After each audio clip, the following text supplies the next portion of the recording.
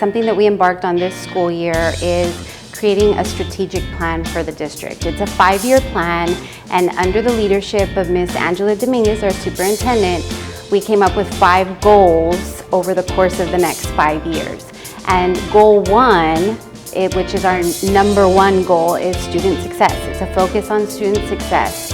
And our number 1 outcome for Donna ISD is that we graduate all students per their expected graduation date, ready for college, career, the military, or whatever they choose.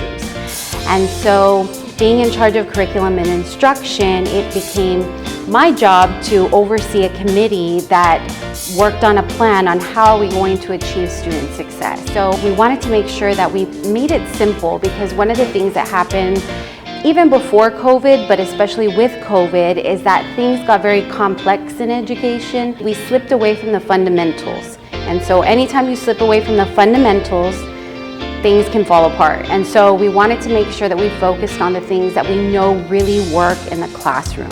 And so whereas before we may have had a goal and a million strategies to try and achieve that goal, this year we decided to have, okay, we're gonna have 1 goal, focus on student success, and we only have 4 strategies. For decimals, so decimals can be tricky, place the decimal in the right place.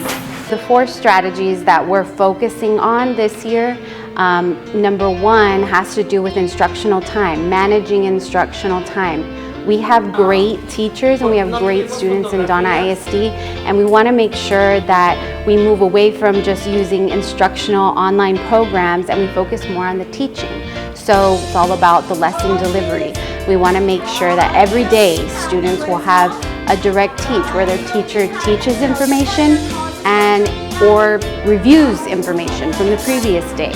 And then the second part of the lesson delivery is guided practice, where the teacher is practicing with the students, or the students are collaboratively practicing together. And then the third thing is, before every student leaves the classroom, there has to be a check for understanding. We have to make sure that the kids got the information that was being taught in the lesson that day. And so those 3 things, that makes up our first strategy. It does give you the information about Ms. Luna.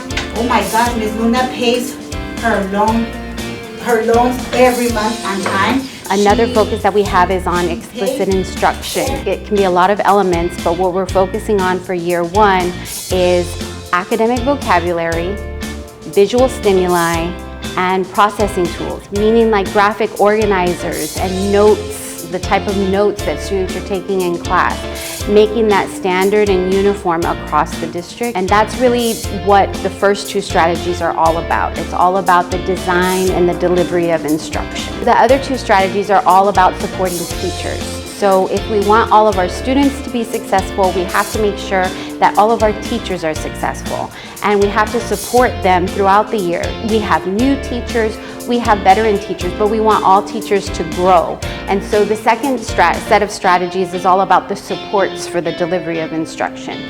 All right, so remember, these will be the first terms of the reconstruction. We're starting our 6th week, so these will be the first. There's only 7 terms. As we go along, there'll be more terms. We've really narrowed the focus, because when you focus on everything, you focus on nothing. And so we wanted to make sure that it was something that all teachers felt confident in, and we know that if we get them to be masters at that we're going to see tremendous success. Because anytime teaching improves just a little bit, kids learn more. And when kids learn more, everything goes up.